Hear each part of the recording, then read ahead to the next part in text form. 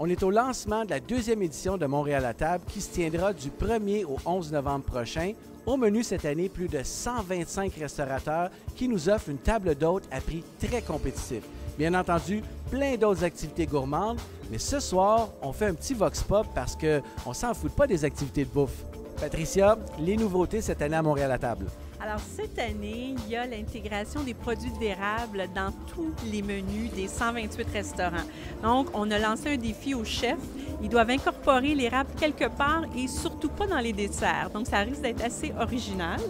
L'autre nouveauté, c'est que sur la rue Saint-Denis, il y aura, à certaines dates bien précises, des chanteurs d'opéra qui vont se présenter dans les restaurants pour chanter quelques airs très connus, des petites intégrations. Ça risque d'être très, très original. Et finalement, il y a des nouveaux tours culinaires dans les quartiers comme Saint-Henri, le Myland et même un atelier vegan. Donc, des beaux ajouts cette année. Jessica, parle-moi un petit peu de Joyeux Novembre. Tu es la porte-parole.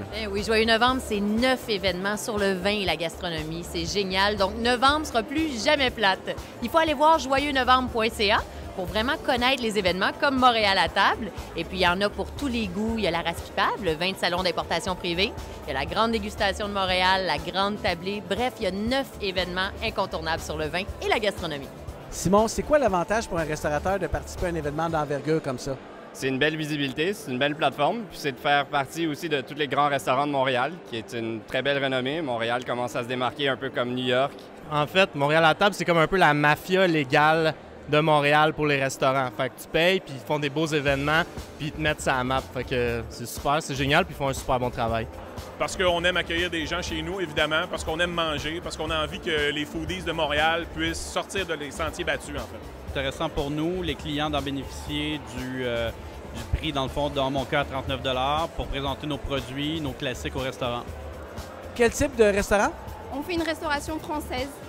Votre première participation à Montréal à table? Et oui, je suis arrivée il y a qu'un mois. Alors, Caroline, de la Fédération des producteurs acéricoles du Québec, bonjour. Bonjour. Caroline, pourquoi on participe à Montréal à table?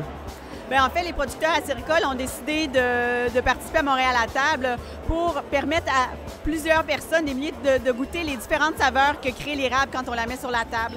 On veut que les gens comprennent que l'érable, c'est bon de l'entrée au dessert. Écoute, je veux savoir, là, cette année, quel nouveau restaurant tu vas essayer?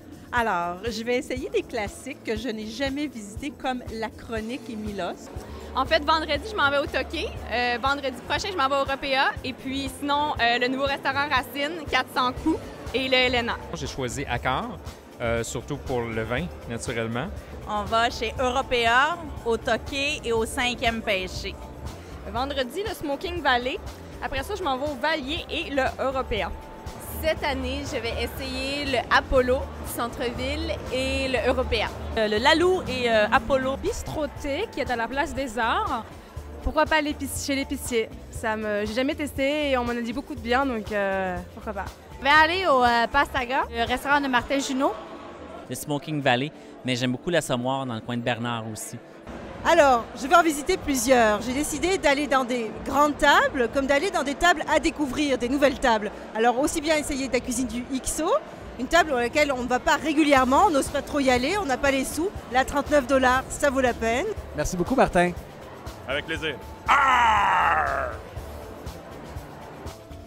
Alors, c'est un wrap pour un super bel événement de lancement pour cette deuxième édition de Montréal à table.